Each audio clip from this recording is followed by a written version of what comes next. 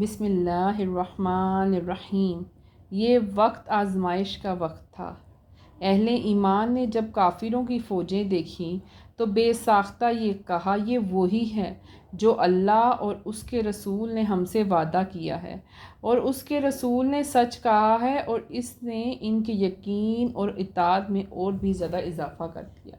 غرض یہ کہ یہود اور منافقین سب ہی نے اس لڑائی میں بدعہدی کی، اور مسلمان اندرونی اور بیرونی دشمنوں کے محاصرے اور نرخے میں آ گئے۔ محاصرے کی شدت اور سختی سے رسول اللہ صلی اللہ علیہ وسلم کو یہ خیال ہوا کہ کہیں مسلمان گھبرا نہ جائیں، اس لیے قصد فرمایا کہ مدینے کے نخلستان کے تہائی پھل دے کر ان سے صلح کر لی جائے، تاکہ یہ لوگ ابو سفیان کی مدد سے کنارہ کش ہو جائیں اور مسلمانوں کو اس حصار سے نجات ملے۔ چنانچہ آپ صلی اللہ علیہ وآلہ وسلم نے سعد بن معاذ اور سعد بن عبادہ رضی اللہ تعالیٰ عنہ سے اپنا یہ خیال ظاہر فرمایا۔ ان دونوں نے کہا، یا رسول اللہ، کیا اللہ نے آپ کو ایسا حکم دیا ہے کہ اگر ایسا ہے تو ہم اس حکم کی تعمیل کے لیے حاضر ہیں، یا آپ محض ہمارے خیال سے ایسا قصد فرما رہے ہیں؟ آپ صلی اللہ علیہ وآلہ وسلم نے فرمایا، اللہ کا کوئی حکم نہیں، محض تمہاری خاطر میں نے ایسا ارادہ کیا ہے، اس لیے کہ عرب نے متفق ہو کر ایک کمان سے تم پر تیر باری شروع کر دی ہے۔ اس طریقے سے میں ان کی شوکت اور اجتماعی قوت کو توڑنا چاہتا ہوں۔ سعد بن معاذ نے عرض کیا، یا رسول اللہ صلی اللہ علیہ وآلہ وسلم، جب ہم اور یہ سب کافر اور مشرک تھے، بتوں کو پوجتے تھے، اللہ عز و جل کو جانتے بھی نہ تھے، اس وقت بھی ان کی یہ مجال نہ تھی کہ ہم سے خرمہ بھی لے سکیں، اور اب جب کہ ہم کو اللہ عز و جل نے ہدایت کی لازوال اور بے مثال نعمتوں سے سرفراز فرمایا، اسلام سے ہم کو عزت بخشی، تو ہم اپنا مال ان کو کیوں دیں؟ یہ ناممکن ہے، واللہ انہیں ہم اپنا مال دینے کی کوئی حاجت نہیں رکھتے، خدا کی قسم ہم ان کو سوائے تلواروں کے کچھ نہیں دیں گے، ان سے جو ہو سکتا ہے وہ کر گزرے۔ اس بارے میں جو صلح کی تحریر لکھی تھی نبی کریم صلی اللہ علیہ وآلہ وسلم نے، سعد بن معاذ نے وہ لے کر اسی عبارت کو مٹا دیا۔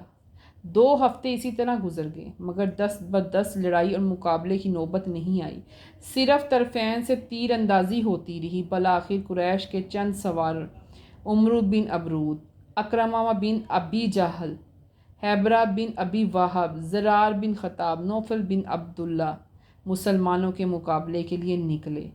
جب خندقوں پہ پہنچے، ایک مقام سے خندقوں کا عرض کم تھا، وہاں سے پھلانگ کر اس طرح پہنچے اور مسلمانوں کو مقابلے کے لیے آواز دی۔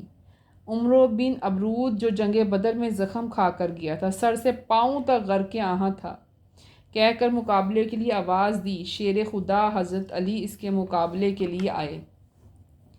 حضرت علی نے عرض کیا، اے عمرو، میں تجھ کو اللہ اور اس کے رسول کی طرف بلاتا ہوں، اسلام کی دعوت دیتا ہوں۔ عمرو نے کہا، اس کی ضرورت نہیں ہے مجھے۔ حضرت علی نے فرمایا، چل اچھا، میں تجھے لڑائی اور مقابلے کی دعوت دیتا ہوں۔ عمرو نے کہا، تم کمسن ہو، اپنے سے بڑے کو میرے مقابلے کے لیے بھیجو، میں تمہارے قتل کو پسند نہیں کرتا۔ حضرت علی رضی اللہ تعالیٰ عنہ نے فرمایا، میں تو تمہارے قتل کو پسند کرتا ہوں نا۔ یہ سن کر عمرو کو طیش آ گیا، گھوڑے سے نیچے اترا، آگے بڑھ کر حضرت علی پر وار کیا۔ حضرت علی نے وار بخوبی سر انجام دیا، لیکن پیشانی پہ زخم کھا لیا۔ بعد ازاں حضرت علی نے ایسا وار کیا کہ جس سے اس کا کام ہی تمام ہو گیا۔ حضرت علی نے اللہ اکبر کا نعرہ لگایا، جس سے مسلمانوں نے سمجھ لیا کہ اللہ عز و جل نے ہمیں فتح دی۔ نوفل بن عبداللہ رسول اللہ صلی اللہ علیہ وآلہ وسلم کو قتل کے ارادے سے آگے بڑھا، گھوڑے پر سوار تھا، خندق کو پھلانگنا چاہتا تھا، لیکن خندق میں گر پڑا، گردن ٹوٹ گئی، وہیں مر گیا۔ مشرکین نے 10,000 درہم کی آپ صلی اللہ علیہ وآلہ وسلم کو پیشکش کی کہ اس کا لاشا ہمارے حوالے کر دیں۔ رسول اللہ صلی اللہ علیہ وآلہ وسلم نے ارشاد فرمایا، وہ خبیث ناپاک تھا، اس کے پیسے بھی ناپاک ہیں، میں اللہ کی لعنت بھیجتا ہوں اس پر اور اس کے پیسوں پر، مجھے کسی کے پیسوں کی ضرورت نہیں، بلا کسی معاوضے کے آپ نے اس کی لاش ان کے حوالے کر دی۔ سعد بن معاذ رضی اللہ تعالیٰ عنہ کی شہرت پہ تیر آ کر لگا۔ حضرت سعد نے اس وقت دعا مانگی، اے اللہ اگر تم قریش کی لڑائی باقی رکھی ہے نا تو مجھ کو اس کے لیے باقی رکھ، کیونکہ مجھ کو اس سے زیادہ کوئی محبوب اور چیز نہیں کہ میں اس قوم کے لیے جہاد کروں جس سے میرے رسول کی تکلیفیں ہو جائیں۔ ان کو جتلایا، ان کو حرم امن سے نکالا۔ اے اللہ اگر تو نے ہمارے اور ان کے مابین لڑائی ختم کرنی ہے تو پھر میرے اس زخم کو شہادت کا ذریعہ بنا، اسی وقت مجھ کو موت دے دے تاکہ جب تک بنی قریظہ کی ذلت اور رسوائی سے میری آنکھیں ٹھنڈی نہ ہو۔ حملے کا یہ دن نہایت ہی سخت تھا، تمام دن تیر اندازی اور سنگ باری میں گزرا۔ اسی میں رسول اللہ صلی اللہ علیہ وآلہ وسلم کی 4 نمازیں قضا ہوئی۔ رسول اللہ صلی اللہ علیہ وآلہ وسلم نے بچوں اور عورتوں کو ایک قلعے میں محفوظ کر دیا۔ یہود کی آبادی وہاں سے تھوڑی ہی قریب تھی۔ حضرت صفیہ حضرت صلی اللہ علیہ وآلہ وسلم کی پھوپھی بھی اس قلعے میں موجود تھی۔ حضرت حسان اس قلعے کی حفاظت پر مامور تھے۔ حضرت صفیہ نے دیکھا کہ ایک یہودی قلعے کے ارد گرد چکر لگا رہا ہے۔ اندیشہ ہوا کہ کہیں جاسوس نہ ہو، اس لیے حضرت صفیہ نے حضرت حسان کو کہا اس کو قتل کر دو، ایسا نہ ہو کہ دشمنوں سے ہماری مخبری کر دے۔ حضرت حسان نے کہا تمہیں معلوم نہیں کہ میں اس کام کا نہیں ہوں۔ حضرت صفیہ اٹھی اور خیمے سے ایک لکڑی اٹھا کر لائی اور یہودی کے سر پر زور سے ماری کہ اس کا سر پھٹ گیا۔ فرمایا کہ یہ مرد ہے، میں عورت ہوں، میں اس کو ہاتھ نہیں لگا سکتی، تم اس کے ہتھیار لے لو۔ حضرت حسان نے کہا مجھے اس کے ہتھیار اور سامان کی کوئی ضرورت نہیں۔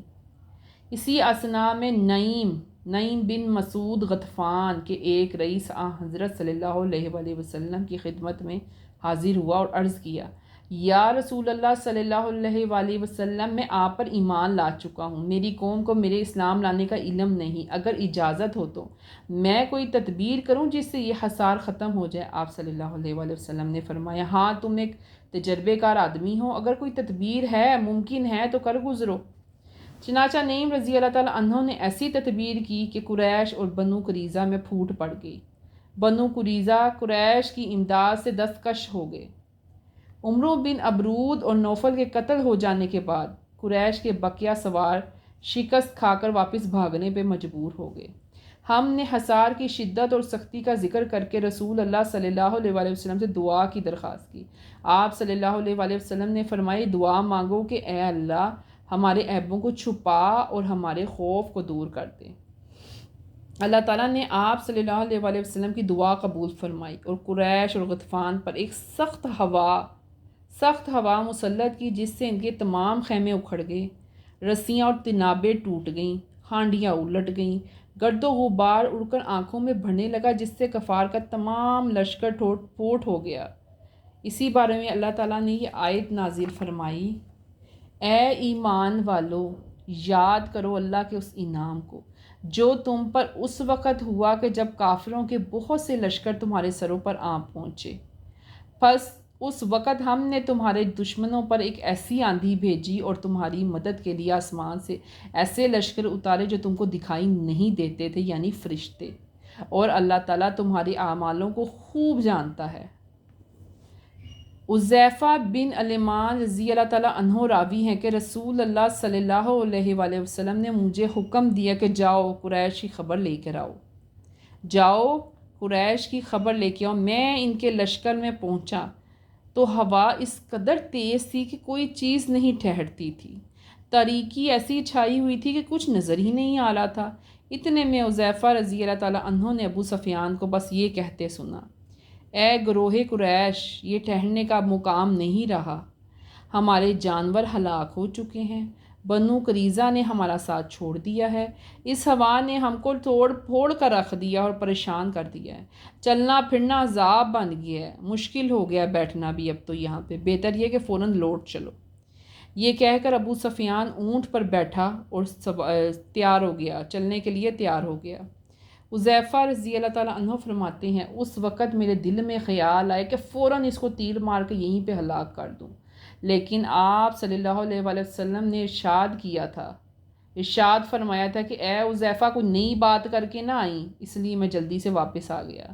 جب قریش واپس ہوئے تو آپ صلی اللہ علیہ وآلہ وسلم نے ارشاد فرمایا ترجمہ اب ہم ان پر حملہ آور ہوں گے، یہ کافر ہم پر حملہ آور نہیں ہو سکیں گے، ہم ہی ان پر حملہ کرنے کے لیے چلیں گے، یعنی کافر اب اتنے کمزور ہو گئے تھے، ان میں اتنی قوت ہی نہیں رہی تھی کہ وہ اسلام کا دفاع کر سکیں۔ جب صبح ہوئی تو رسول اللہ صلی اللہ علیہ وآلہ وسلم نے مدینہ کی طرف روانگی اختیار کی۔